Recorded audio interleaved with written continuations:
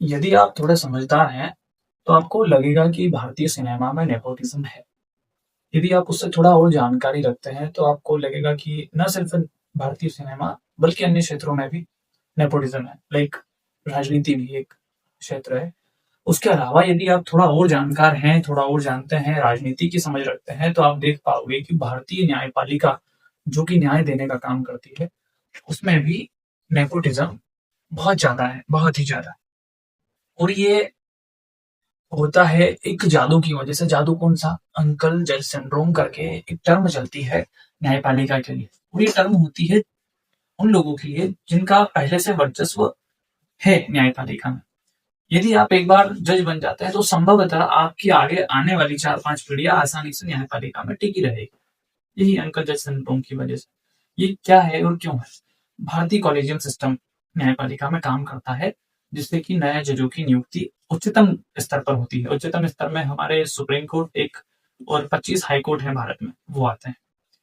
जजों को उच्चतम स्तर तक लाने के लिए यूज होता है कॉलेजियम सिस्टम, और हमेशा ये कॉलेजियम सिस्टम सबके दायरे में रहा, इसकी ट्रांसपेरेंसी को लेकर और इसमें उन लोगों के वर्चस्व को लेकर जो पहले से न्यायपालिका में है।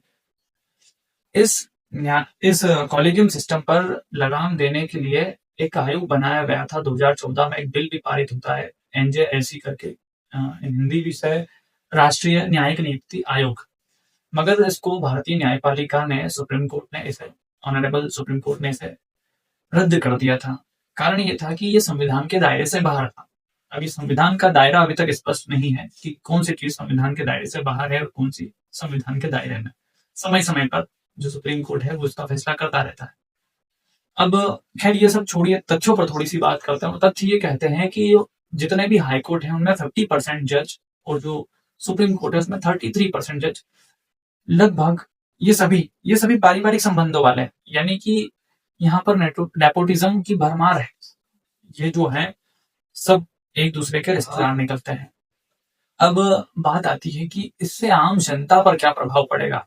तो देखिए, जो न्याय देने वाली संस्था है, जिसे हम मंदिर के रूप में देखते हैं, उसके प्रति हमारा विश्वास कम होगा। दूसरा, जो हाशिए पर समुदाय है, लाइक एक महिला वर्ग हो गया, दलित वर्ग हो गया, अल्पसंख्यक वर्ग, उनकी पहुंच कभी उस स्तर तक पहुंच ही नहीं पाएगी, क्योंकि पहली पीढ़ी अगर आपकी कोई घुसेगी तो बहुत स्ट्रगल करना पड़ेगा। उसके बाद तो संभवतः 4-5 पीढ़ियां रहेंगी, लेकिन पहली पीढ़ी को अंदर घुसने में बहुत कठिनाई होगी।